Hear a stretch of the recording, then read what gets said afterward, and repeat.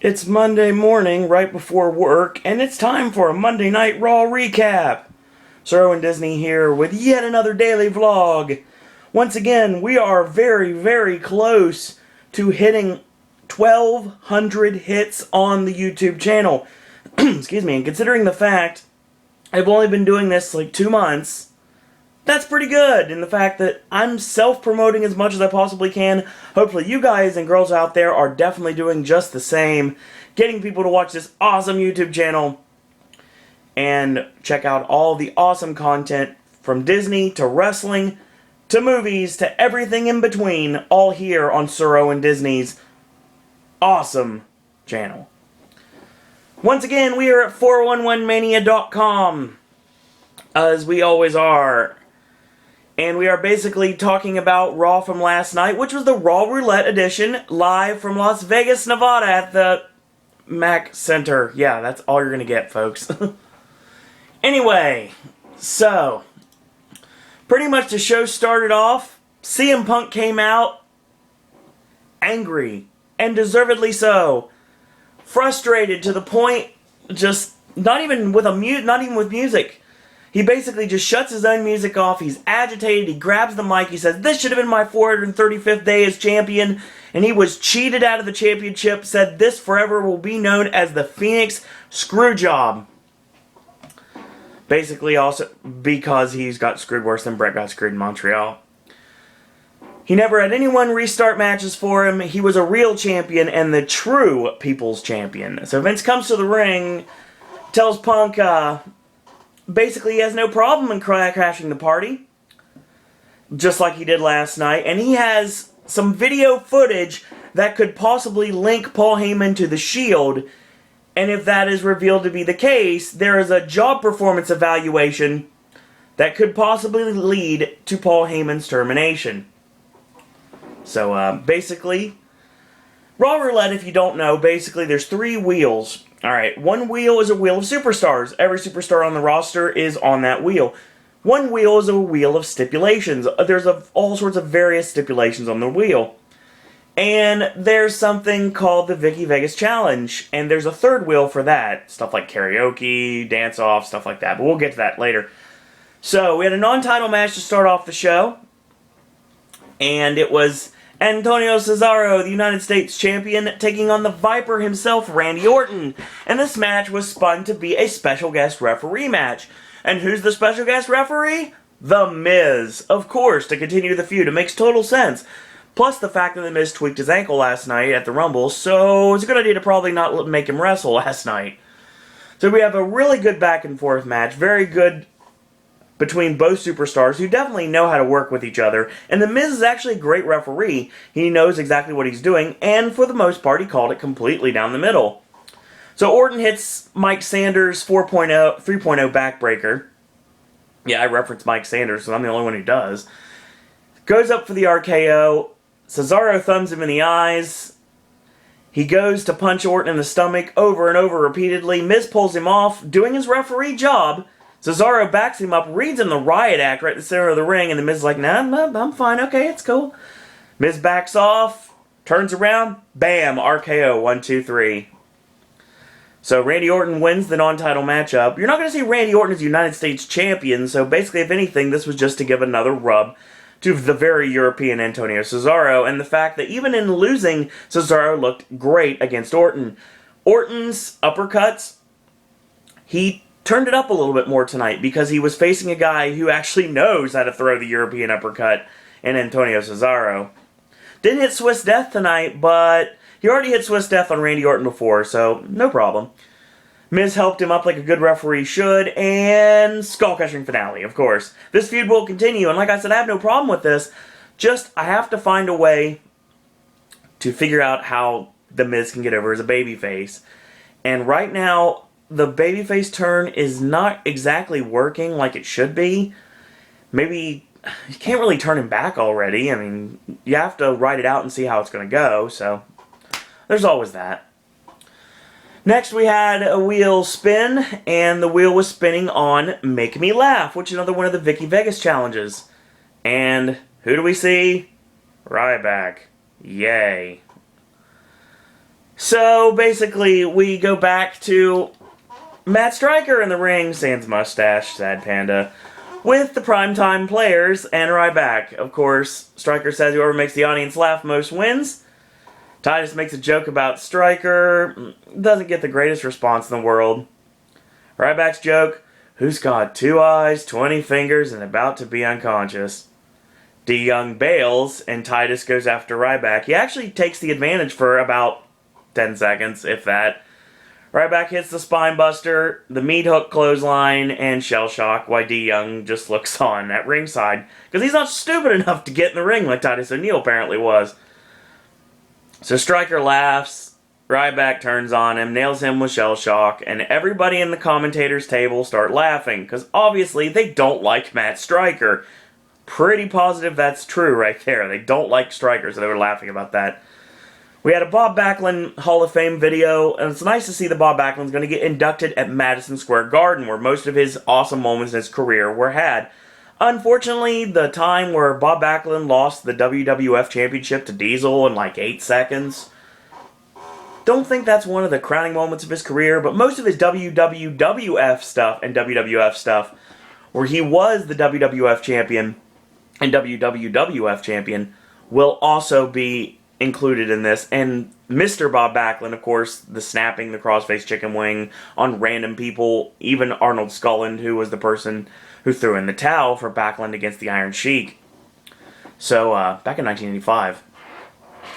Spin the wheel, make the deal one more time, and Wade Barrett, the Intercontinental Champion, gets player's choice. And he chooses to face the very underwhelming Bo Dallas. They really want to push this guy. And this should have been Richie Steamboat's spot, and I don't know why it wasn't, because we've already started the seeds to be planted between Richie Steamboat and Wade Barrett due to the storyline we had with Ricky Steamboat and Barrett a couple weeks ago on Raw.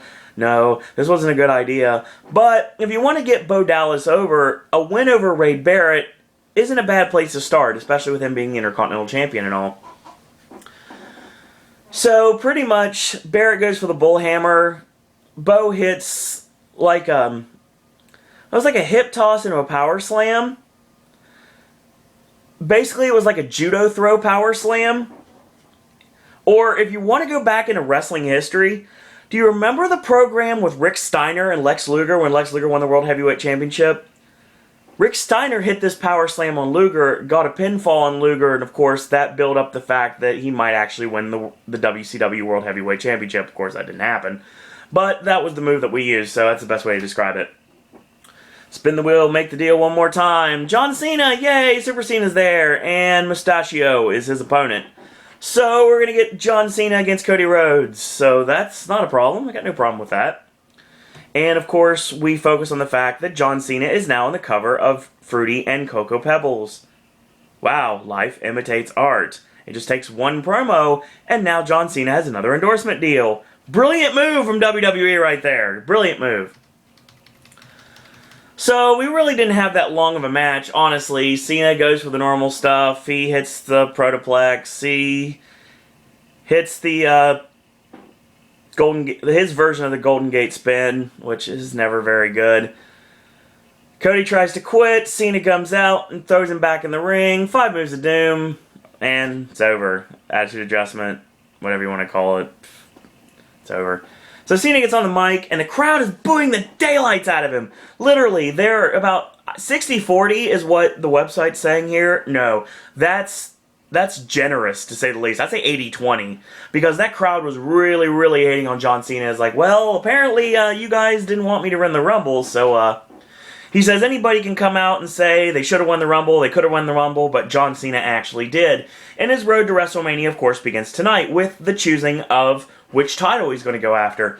Now, this pretty much was to set up the fact that everyone knew he was going to go after the WWE Championship, currently held by The Rock. So he's talking about the fact that The Rock, he can't beat The Rock apparently, he couldn't beat him at Mania, and if Punk has the title, he couldn't beat Punk either, so pretty much him going after the WWE title is a lose-lose situation. And if he goes after the World Heavyweight title, he has a much better chance. Way to just devalue Alberto Del Rio right there, WWE. Good, smart booking. The Shield come out, totally blowing my idea, and they triple powerbomb John Cena, leave him laying in the ring. That's, of course, the finish of this entire this segment. You have Ryback come out, and Ambrose and Rollins pull him out of the ring, knock him to the steel steps, and Ryback's actually down, and then Sheamus comes down, and he gets rammed into the post, and of course his shoulder gets somewhat injured, so he's injured for his match with later tonight with Damian Sandow, which I haven't brought up yet, obviously. So we pretty much talk about the end of the segment, like I said, the Shield triple powerbomb on Cena. So now, they've attacked Cena, they've attacked The Rock. Now the signs point to them being in cahoots with Punk, which is what they were talking about all along. So the fact that Cena or Rock could be in charge of the Shield, it's not going to happen now, sorry. And then we end up with a lingerie pillow fight, and we see Tensai. Yeah, Matt Bloom, sorry sir. And Brodus Clay, so we're going to have them in a lingerie pillow fight. No, not a good idea. Vicky realizes how stupid of an idea this is, and changes it to a dance-off. Brodus says, I promise to tell Tensai about the change. Wink, wink, of course. So, basically Jerry Lawler's in the ring to host this. Tensai's in the ring, he's in a robe. This isn't going to be good. And he's wearing a teddy. How appropriate, awesome. Tensai in lingerie. Not something I ever want to see again. I mean, it's covering up his chest, that's awesome, but not what he's wearing. So, Brodus dances to his normal music, and, of course, the normal adage, what happens in Vegas stays in Vegas, yada yada yada. So, Tensai starts dancing, very odd, does the robot, the funky chicken, does the lawnmower, and Ron Simmons, of course, gets shown on television, as always, and says, damn, as he always does. So, yay. That's how you treat a WCW World Heavyweight Champion, and the first African-American World Heavyweight Champion. You have him say one word, but he gets a paycheck, and that's awesome, because Ron Simmons is awesome. He's come a long way since Farouk Assad and that wonderful Gladiator helmet and being managed by Sonny. But you guys probably don't remember that stuff because that was way before he joined the Nation of Domination and anything. But, of course, then he went to the APA. And Ron Simmons had a storied career. Started with Doom with Butch Reed. So, yeah, I'll talk about that. But, after that, Alberto Del Rio spun the wheel and it lands on Body Slam Challenge. And, of course, he's going to be facing the Big Show. Vicky gets off a really funny line that I appreciate that says, I've seen some good Vegas magicians, but it's going to pretty much be impossible to pull this off. Alberto says anything can happen, and gives a wink, and we have the Body Slam Challenge. The Body Slam Challenge ends up being Ricardo Rodriguez gets swatted off, Del Rio gets knocked out, and the Big Show breaks out the duct tape. So duct tape is prevalent once again in this feud. And he ties Alberto to the wrist to the ropes.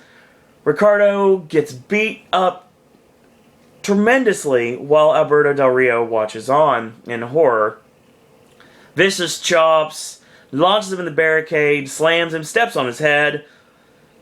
And he's taunting Del Rio, and more duct tape to add insult to injury. He chops Ricardo again. Del Rio tells him to stop, and KO punch on Ricardo, so he's down and out. Alberto is frustrated and angry, and he gets taunted by the Big Show, he gets kicked, and KO punch. So he just beat the tar out of Alberto Del Rio and Ricardo Rodriguez, so this adds more fuel to the fire for their storyline. And that's pretty much how we've got from there. And then after that, we saw a Showgirl Lumberjill match between Tamina Snuka and Caitlyn for the Divas title. Less said about this, the better. Caitlyn ended up just... It was terrible. Caitlyn did shoulder tackle and places the feather hat on Tamina that she took from Oksana when Oksana attacked her on the floor. And, of course, she hit Oksana with the hat. And this is way too trivial. I don't want to talk about this garbage. If I want to watch good wrestling, good women's wrestling, I'll watch Shimmer Japan. Or, honestly, I'll watch TNA. Because WWE, just women's division is a travesty. I do like the fact that, spoiler alert, NXT is using Sarah Del Rey under a mask. So that's going to be awesome. And I finally get to see what Paige looks like. And to say she does look like Nimi Rapace and the girl with the dragon tattoo is a total understatement. Also Rooney Mara and the girl with the dragon tattoo. Either way, the girl with the dragon tattoo is the look they're going for. Kind of trashy looking. So It works for me. The outfit's awesome, but I mean, Paige can go in the ring, so maybe they'll bring her up soon, and having her work with Sarah Del Rey is definitely a plus. I want Sarah Del Rey on the WWE roster. I wanted Del Rey and Kong again, but obviously that didn't happen because Karma left the company, and I think, hopefully, Karma will end up back in TNA, because I want to see Awesome Kong back in TNA. And again, so. But we'll talk about TNA on Friday. So, pretty much, Michael Cole gets another line of the night. So, it's going to get better, folks. I promise. After that, of course, we recap the attack from the Shield on Cena, Sheamus, and Ryback. And here comes The Rock. Yay. Rock basically says, only one word can sum up last night. Finally. And finally signs are everywhere, so camera is just following the signs of finally. And The Rock becomes champion. He's held the honor of becoming champion for 7 times from 1998 to 2003, and 1 decade later he's proud to hold it yet again. He thanks his friends, his family, and now he wants to thank his fans. He talks about Punk running his mouth for 434 days, said the people didn't count or matter and they were nothing. The Rock's here to tell the fans those crap days are over, no more Punk, no more Heyman. And Rock and the people usher in a new era, the people's era, and we're all getting pie. Yeah, very PJ. Very PG. Punk comes out. He says, our irrelevant opinion doesn't matter. You made the title something special, and The Rock is just going to flush it away. A lot of back and forth here. A lot of cursing, which is very not PG, of course. He said if he has any respect for the third generation blood, he'd walk up the ramp and give the title back to Punk and say, I'm sorry, sir, and apologize. Of course, Rock says if he has any manhood, he comes and get it, or stand on the stage and be, well, I'm not going to use the terminology, but being a punk, we'll go with that. Punk mocks the fans, it's fun for them to swear, which of course Rock did several times during the segment. He backs up the ramp, says he does things on his terms, and he wants Rock at the Elimination Chamber, and Rock accepts. So we've got the Rock and CM Punk rematch for the WWE Championship at Elimination Chamber. And that's a good thing. After that, we had a tables match between Sheamus and Damien Sandow. It went pretty good. It was a good match. I enjoyed it very much. Sandow hit the elbow of disdain, sets up a table, and lays Sheamus onto it. Sandow climbs up top. He knocks him in the ring apron, and he goes for his clubbing blows to the chest. Blocks the suplex back in the ring, which will put him back on the table. Sheamus picks him back up, hooks up, white noise, and great back and forth match. Really good showing for Damien Sandow. Sandow's going places. Talking about Sheamus and the fact that he's a lot better without the title than he is with the title, and that's not a bad thing. After that, we saw a terrible karaoke segment, but at least got Zack Ryder some television time. He was on there with Hornswoggle, Natalie Neidhart, and the Great Khali, who did the most wonderful version of Shawn Michaels' Sexy Boy entrance theme I've ever heard in my life. That's sarcasm, but it was absolutely hilarious. And of course, they were interrupted by the 3MB, which is awesome.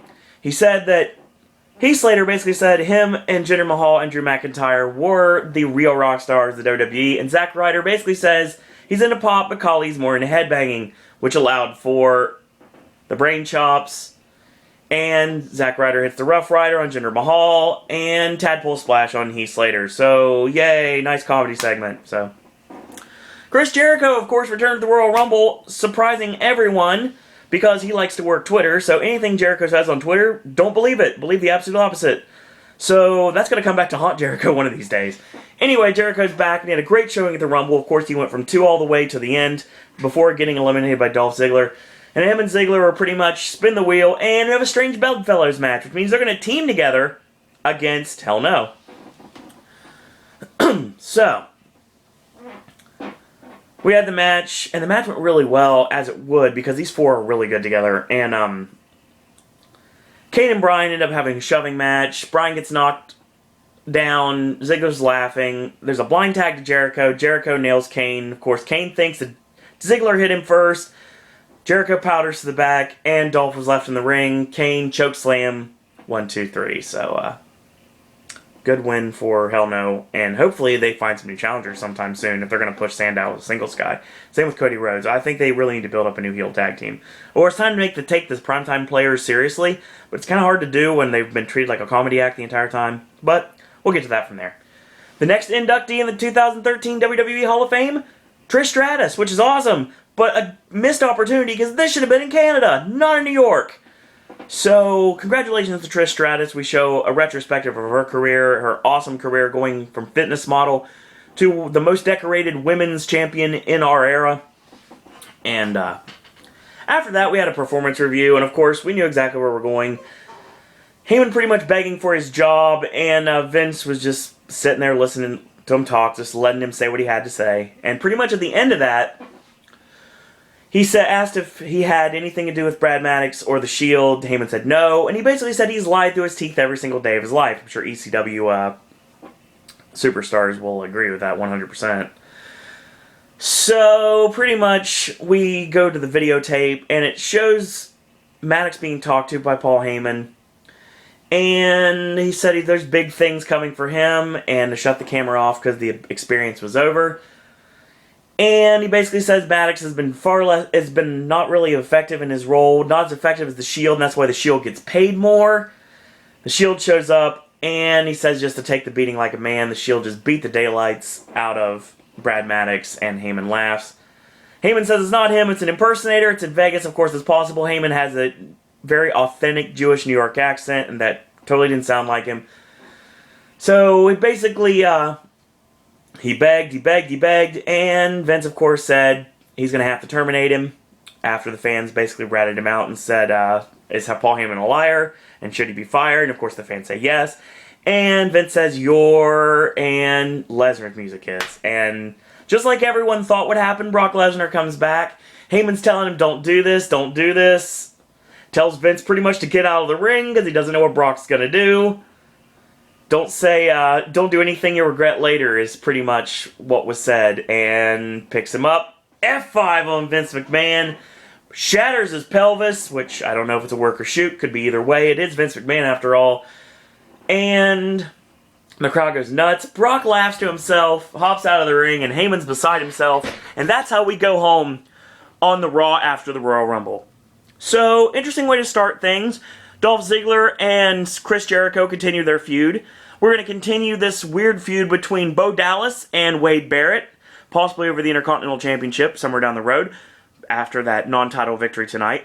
You also saw the continuation of the Miz and Antonio Cesaro feud. And the Shield continued to decimate everyone. So, this is a good storyline Raw. Not the greatest Raw, kind of in the middle. A couple things I could have done without. The Lumberjill match was abysmal.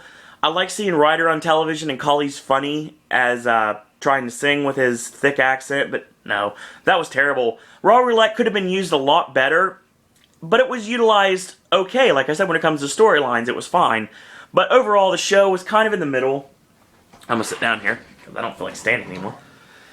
And we're going to read this here real quick. These 3-hour Raws sometimes are getting bad. I mean, sometimes it's really good and you're on the edge of your seat, like the stuff with Brock Lesnar at the end. Which, of course, Brock is back, and Brock lays out Vince. So what's that mean? We got Triple H and Brock Lesnar at WrestleMania, whether we like it or not. We got Rock and John Cena, too, at WrestleMania, whether we like it or not. So that's pretty much set in stone now. And this Punk-Undertaker match I keep hearing about hasn't been started yet. They're going to have to start it at the Chamber, because the Elimination Chamber still doesn't allow much time for a build-up for this match. I don't think there's enough time to build up Punk and Undertaker. So I go a different route. I put Undertaker in with someone else or let him take the year off, but I don't think he's going to, so I don't know exactly who to put him in there with. I mean, I have a couple choices, but you have to build these matches. You can't just throw something out. You can't throw an Undertaker match out willy-nilly. It's not going to work. But I guess we'll see what happens. The road to WrestleMania is paved with bumps, and tonight was just one of them to start it off the night after the Rumble. So, middle of the road Raw wasn't bad, wasn't terrible, wasn't great, so it's kind of in the middle. So, kind of lackluster. Like I said, these 3-hour Raws sometimes are just unbearable at times. So, I like what they're doing with Jericho and Ziggler. I like what they're doing with Wade Barrett and Bo Dallas, even though I'm not really sold on Dallas yet, but I think I will be eventually. I love what they're doing with the Shield, the fact that they jump everyone and anyone, it doesn't matter who they are. The dissension with Hell No, but there's no challengers. That's a problem. And I like Brock Lesnar coming back, and I like the way he did come back. So that's my Raw recap. And I'm going to get off here, and I'm going to go to work real soon. Alan should be here before too long to take me to work. Tonight, B-Dubs with Will and AJ. Tomorrow, B-Dubs with Will and AJ. Thursday, B-Dubs with Will and AJ. And then Friday, Bullet to the Head and Warm Bodies. And possibly, if we get them, maybe a re-release of Link and Her Life of Pi. So maybe stand-up guys on the horizon as well. So we'll find out what happens later on. But I'm going to get off here, and thank you guys for watching. Thank you guys for enjoying. Subscribe. I've only got 9 subscribers, guys. Join it. Join our group here, and help me spread the word about this awesome YouTube channel. And until tomorrow, that's all I got to say about that.